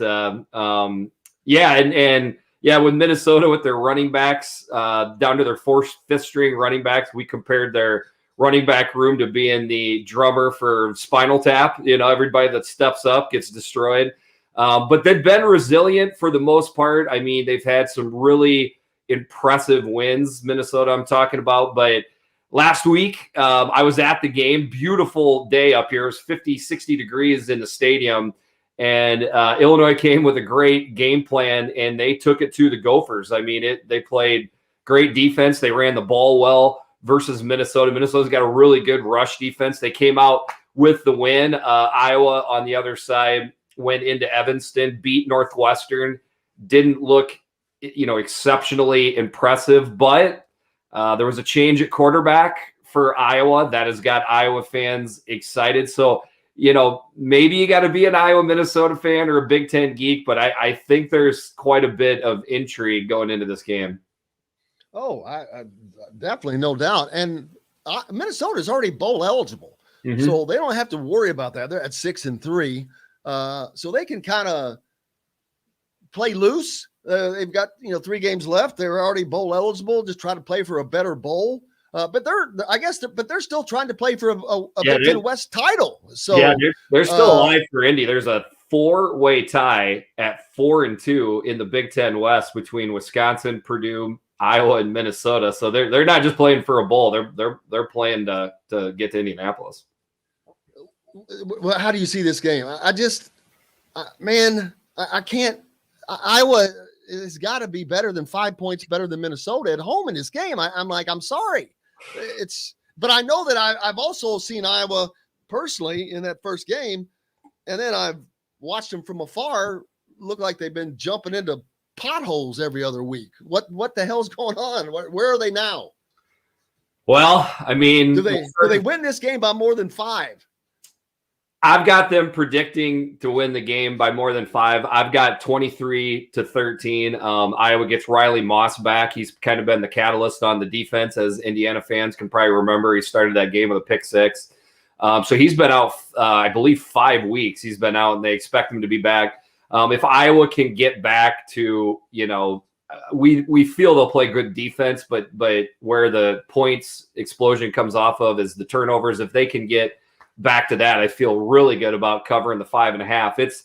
But if it's a very even in the stats for turnovers for both teams, it's going to be a really close game. Then I could definitely understand why people would take Minnesota and the 5.5. I mean, at 37 points, there's not a lot of points in there that people are expecting to cover a number like 5.5. So I could see that line going either way. But I'm kind of Minnesota's got to win at Kinnick for me to see it. And PJ's got to beat Kirk too. He has not beat the old man since he's been in Minnesota. So I need to see that too. We'll keep it in the West. Speaking of another Wisconsin, they're also at 6-3, but they're at home against a 3-6 Northwestern team who playing for only pride. Wisconsin, again, playing for a piece of that title. But they're a 24.5 point favorite over this Northwestern team. Are they that much better than them? Wisconsin has not been exactly an offensive juggernaut this year. Yeah, hide your wife, hide your kids when Wisconsin's defense takes on Northwestern's offense. I just don't see how Northwestern is going to move the ball versus Wisconsin. With that being said, we've said that in the past when Wisconsin and Northwestern have matched up, and this has been one of the quirkier games over the last 6-7 years when Wisconsin plays Northwestern. Northwestern has stayed in these games largely because of just horrible turnovers by the Wisconsin offense. So I can pretty much guarantee you that Paul Chryst is going to be in his quarterback's year, very much preaching to hold on and protect the ball. I think he will. And if that's the case, it could only be 14 total points, 13 total points at halftime. But in the end, I think Northwestern tries to move the ball, takes some chances on offense. That leads to points to Wisconsin, and they kind of run away with it. Do they cover that spread? I got them covering the spread. I got Wisconsin 38, Northwestern 6. So that's actually somewhat comfortably covering the spread. Again, I just don't see where the offense is going to come from. This is if it wasn't for Georgia, this is a historically good Wisconsin defense. We'll do one more before we go to the break there, John. This is a hybrid East-West matchup that has implications as well, because Purdue, one of those teams tied for the West lead, and looking for Jeff Brom, looking for this breakout year. This is the year that they've been waiting for him to have of sorts. They're bowl eligible already at 6-3, but they're in line for a title shot, but they're taking on the Ohio State Buckeyes. That in and of itself is a chore enough, but they're in the shoe, and Ohio State also looking to stay up at the top of the Big Ten East. But Buckeyes are a 21-point favorite in that game. Yeah, a little bit big number to me, but obviously the Buckeyes are always gonna, they're going to attract a big number, especially when they're playing in the shoe. This is a very, very good Ohio State team, and maybe this is blasphemous to Ohio State fans, but I don't think they're elite. They're really, really good, probably great. They're beatable. They're beatable. I think they're beatable. I mean, obviously Oregon proved that, but right,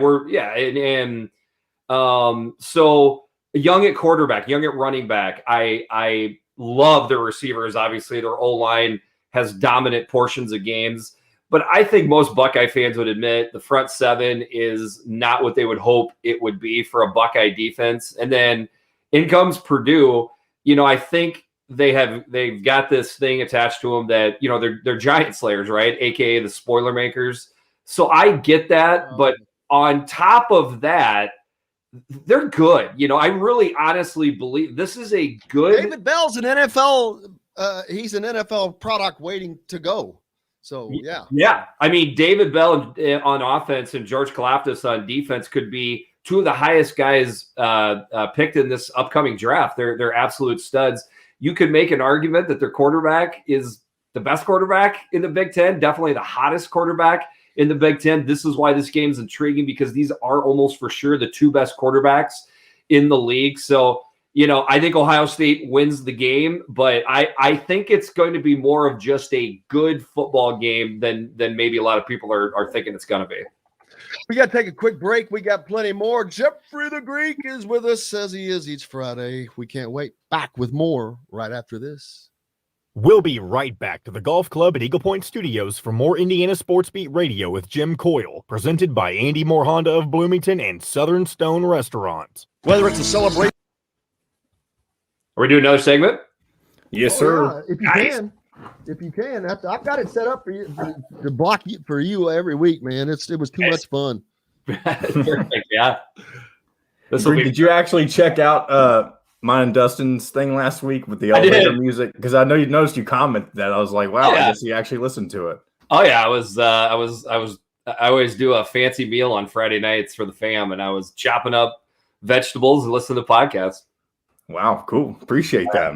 I consider DS one of my good friends. Oh, he's awesome. He's a fun dude to talk with and do that stuff. Love him. He's my favorite. He's just a good dude. I don't like. I feel like you could cut the guy right down the middle. I shouldn't say outside. He's one of my two favorite co-hosts. Charlie being the other. Right now, what do you normally do? What else do you do? I mean, for my quote unquote real job, I'm a construction consultant in the real world. But are you home all the time or most of the time? I'm either home or at a job site. I'd love to. I'd love for you to co-host if you ever wanted to. It's just fun and a blast. You and John, you guys are the best, man. This is a blast. Well, I mean, hell, we should start getting him to co-host on Fridays. We'll have to talk with Dylan Sin and figure out. No, we don't have to talk to Dylan Sin. Well, we do need to let him know that because I know he's on and off. We need to let him know. We would let him know because he doesn't. Yeah, he would. And we do talk basketball though. That's the other thing you got to be aware of. I mean, I can hang in, but it doesn't matter. No, it doesn't make anybody an expert. We can have him on as a guest to talk about. Well, I just wanted to let him know what he was getting into because what he said earlier. Oh, dude, yeah, but it's opinion. You think I know what I'm talking about? I'm not a coach. I didn't say that. I'm just giving a disclaimer. I give what I think is an educated opinion, but I don't mean I know jack. And I'm the first person to say that. Hey, I'm no expert. I don't claim to be an expert on anything. All right, we'll work on that. We're also likely changing the time of the show slightly, Jeffrey. Okay. Not this coming week, but the following week. We'll be starting 30 minutes earlier, so we'll talk about that. Okay, that'll be probably doable. It'll be a little tight, but I can probably figure it out. Yeah. Well, but we can also always. So it'd be literally 8:50 or 9:50 your time. Oh, on, here we go. We're coming back. We'll talk afterward. Okay. This segment is brought to you by Bubba's 33 in Clarksville. Pizza, burgers, beer. Now back to the Golf Club at Eagle Point Studios for more Indiana Sports Beat Radio with Jim Coyle, presented by Andy Moore Honda of Bloomington and Southern Stone Restaurant. Welcome back to Indiana Sports Beat Radio. It's Friday. Jeffrey the Greek's with us. And make sure you check out Eyes on Big Ten podcast that he has. And also, John, the producers. When's yours come out? Every Tuesday, John? You know, we were originally on Mondays, then Tuesdays, and right now it's just whenever the hell me and Dustin are available. So, it was Wednesday this week. You got to kind of find a spot, man. So that was the plan. That was the plan. And then you had Monday evening quarterback with Mitchell Page, and we had to move to Tuesday. Well, all right. Well, we'll get that. When's the Eyes on Big? We record pretty much every Wednesday evening and Sunday afternoon. So usually Wednesday night is when we release the pod, and it's Eyes on Big B1G. So it's usually drop Wednesday evening, maybe Thursday sometimes. And then usually the post view, recapping the games is on Sunday afternoon, Sunday evening. Make sure you catch that, guys. Hey, and that Purdue Ohio State game we were talking about, does the Buckeyes cover that 21-point spread against Purdue? I don't think so. This is my Amador double barrel lock of the week is Purdue plus the 21 points. Again, I believe Ohio State is great, but not yet elite. I think Purdue is very good. And to me, that's just too big of a spread for two teams that I believe bring a lot of talent to the table. I agree, man. That was why I was looking at that. So yeah, that's a game I'm going to be keeping an eye on. Yeah. So we got this. Get this one out of the way. It's Maryland at 5-4, looking to become bowl eligible. Yeah. But they're at a Michigan State team who's not as good as they've been made out to be, in my opinion. But they're at home. Yeah, because what do we got right there? We got a 13 point spread. 13-point spread. I'm like, there's always the upsets. I just don't see it. I think Mel Tucker knows that a lot of people are looking at him right now. So I think he's got to keep that team focused. And I think they win that game. I don't know if they cover the spread or not, but. Yeah, so there's tons of trends here to look at. This one 61 points. Yeah, that's a lot of points for that game, though. That's a lot of points. I would err towards the over. Neither defense has been exactly up to playing defense the last couple of weeks, so neither defense is trending in the right direction. So I would lean towards the over, but I would keep an eye on the weather in East Lansing. Maryland has been better than I thought they would be this year, yet when they've played good teams, they have largely melted down. So basically you would have to ask yourself, just how good is Michigan State? I think for the most part, when Maryland has melted down, it's because they've gone against teams that have just beaten them up front along the lines. I'm not sure if Michigan State's going to do that in this game. I just think there's going to be a lot of points from both teams. I've got Michigan State 33, Maryland 30. So that's a 10-point cover for Maryland. I liked the points in this game. And then, Michigan State coming off of the big loss to Purdue. Is it kind of a letdown, or is it kind of a exhale and release? I think we'll know pretty quick in that game. I just don't trust locks in a big moment like this, but I trust that he can put up enough points on the board to keep up with Michigan State. It's a lot of points for those two teams, man. That one scares me. Let's see. Who have I left out? We're going to talk Indiana. I'm going to go ahead and jump to Indiana now, and now I'll go ahead and jump. The biggest game on the Big Ten schedule to me this weekend, number 6 Michigan travels to Happy Valley to take on the Penn State Nittany Lions. Michigan 6-1. They're only lost to their rival Michigan State. Penn State, a disappointing, limping to a 6-3. I thought that they were better than that. And they're an underdog at home by 1.5. Is it switched? Okay. Well, on the what I'm looking at. Okay. I guess I should probably get on a gambling site, which I am not on. That's where it started, and then pretty quickly it was a pick 'em at one point. So that basically is when you get down to a point right either way. That just tells me that. No, you're right. Yeah, it's nudging. It switched to 1.5 Michigan. Jim, he's got them looking good. I mean, other than that big old hiccup in that Michigan State game, they've been looking pretty solid. Penn State is just kind of fallen.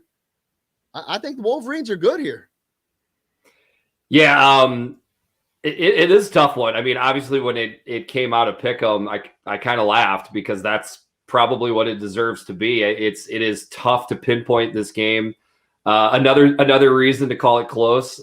James Franklin versus Khaki Pants. This is in six meetings. They're 3-3 against each other. So just another thing to look at. You can't really pick out a coaching advantage on either side. I think they both have very good defenses. Michigan's offense more dominant on the rushing attack. Penn State has, become this odd version of Penn State where they're almost completely a passing attack team. So very intriguing matchup. I put a Twitter poll out, what should be the game of the week? Iowa, Minnesota, Ohio State, Purdue, or this game. I was shocked to find out this game finished third place because this very well might be the best game of the weekend in the Big Ten. I agree. I think it will be.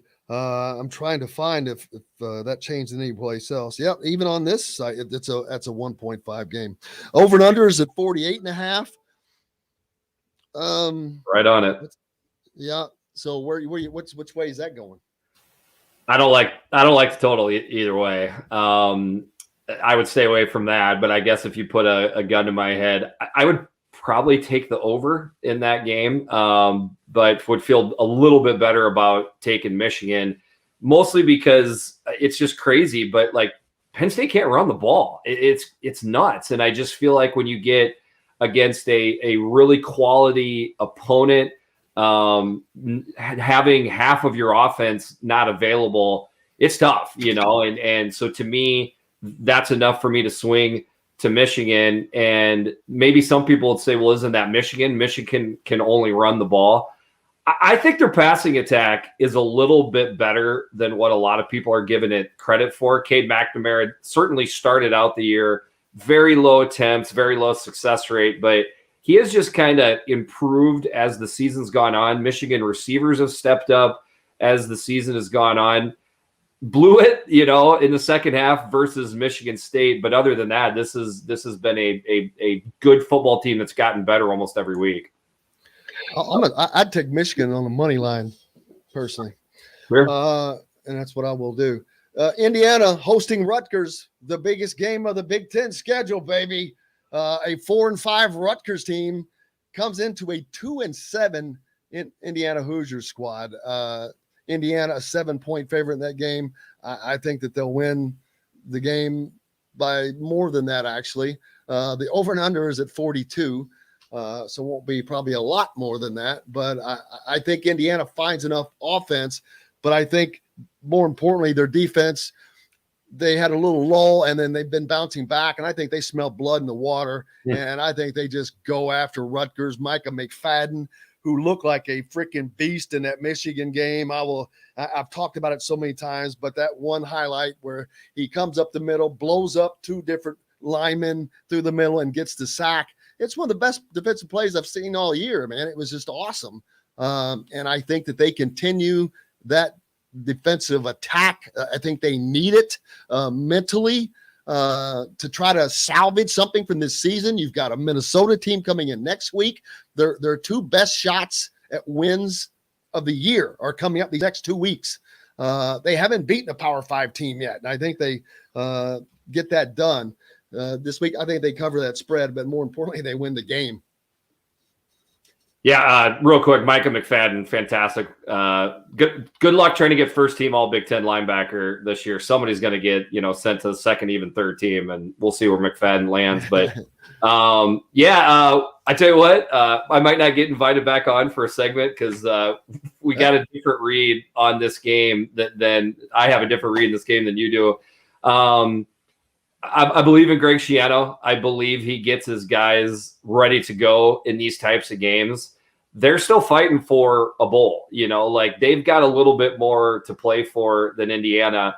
I understand they're on the road. And when that line came out, I thought it would be closer to 3 or 4 Indiana. When it came out 7 and it really hasn't budged, that scared me. I'll be honest with you. I don't see a lot of points in this game. Rutgers defense can bow up when it's not playing a dynamic offense. and play some pretty good defense. So I think Rutgers defense will travel pretty good here. I don't see a lot of points in this game, but I don't know what there's a lot to feel confident on right now with Indiana's defense or offense. Like, I just don't know what to point to that is consistently good or bad, to be honest with you. Whereas with Rutgers, I feel like I can trust parts of their defense a little bit more. But Micah McFadden will have a big day because Rutgers is pretty challenged on offense. So do you think Rutgers wins this game? Yeah, I've got Rutgers winning. Give me a second here. I've got Rutgers winning 20-17. So that's an under. So I'm picking not just the Rutgers cover, but the outright upset. We'll see. You can have me on next week and roast me. I hope for your listeners' sake that's the case. Hey, Jeff, let me ask you, what about the prospect of I wouldn't bet that game to Noah save my Vedral? life now. What about the prospect of Noah Vedral potentially not playing? I mean, they've been rotating 4 quarterbacks the past 3 weeks. Wow, okay. You saw Jeff Brom's three quarterback rotation in the Iowa game. He says, you know what? I'm going to do one better on you. So they've got their true freshman quarterback, 4-star recruit that the thought process is they just want to play him in those 4 games to hold on to his red shirt. He might play. They've got quarterbacks. They've got different formations. They're going to throw everything they can at Indiana because, again, Shiano getting to a bowl, that's huge for recruiting in the DMV area, and I just see Shiano fighting. Hey, they have to do it. It's what the Big Ten's about. All right, so you gave your lock, your super, what do you call it for the Purdue? Well, shout out to our sponsor, Amador. If anybody is a bourbon fan, Amador Double Barrel Whiskey is fantastic. So that's our sponsor. So we do a double barrel lock of the week. So mine is Purdue plus the points. I also like the under N Rutgers in this game. That's another one I like. And if I had to give another one, I would probably err towards Wisconsin covering versus Northwestern. There you go for that. Now, for games outside of the Big Ten, do you have anything? Not much. I didn't know if you looked at those other games, or you focused mainly on the Big Ten. Yeah, I'll start. I'm actually taking a trip down to Iowa here in a couple hours to go to the game. So I'll be listening in on a couple podcasts that I like to clue in, and then eventually speaking to my special friend and find a couple others that I like. Great environment, man. I was fortunate to go down there earlier in the season to Iowa City. Great environment. I'm sure it'll be a fun weekend out there, and a big time game. Hey, that's part of it, man. But they don't care. They'll be there, but it's a big time game. Let's see. Are there any other big time games? I haven't even looked at the schedule. I mean, I know that there are. All you got to do is look at the SEC and see what's going on there in their league this week. Texas A&M, the highest 0 ranked team, 1 loss team, or 0 loss team, 1 loss team, 2 loss team, and 3 loss team. Like we joked on the pod, heck, why don't they just throw a 4 loss team from the SEC in the college football rankings to have that in there too? Hey, speaking of that, with the Michigan State controversy, what's your take on that with the CFP rankings? Yeah, so obviously we're talking about Michigan losing outright to Michigan State, but being ahead of them in the college football polls. I hear the reasons behind it. I also understand as the season goes on, it's going to kind of work itself out. I get it, but by the way, shout out to my podcast partner, Big Kurt, B1G KURT. Oh, yeah.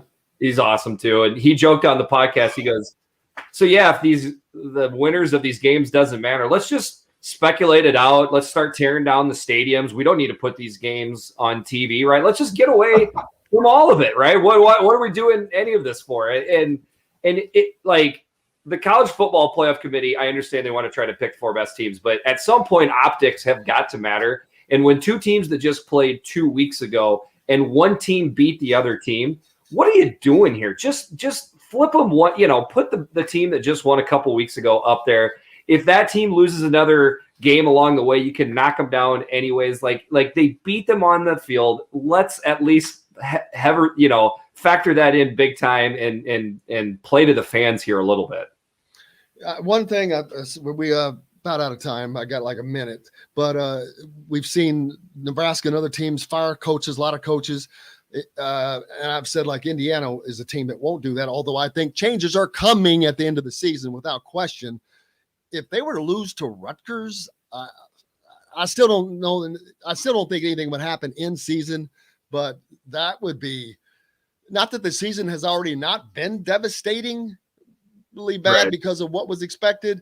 A loss to Rutgers may send that to a different place, a darker place. So this is a game that Indiana just has to find a way to win. In my perspective, I think they have to do that. And that's why I would just play younger players. Tom Allen's not going anyway. That staff might have changes, but Tom Allen gets to come back. So to me, this is all about 2020-22 at this point. Yep, that's why you'll see Donovan McCulley at quarterback. Man, I can't thank you enough. As always, it has been a blast.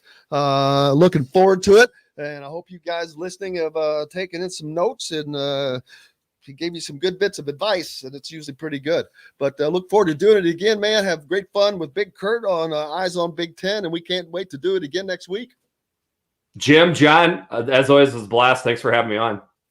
You bet. And a big thanks to Alec Lasley, of course, from Indiana Rivals, thehoosier.com. Make sure you go there. They've got free coverage set up for the next 30 days during basketball season.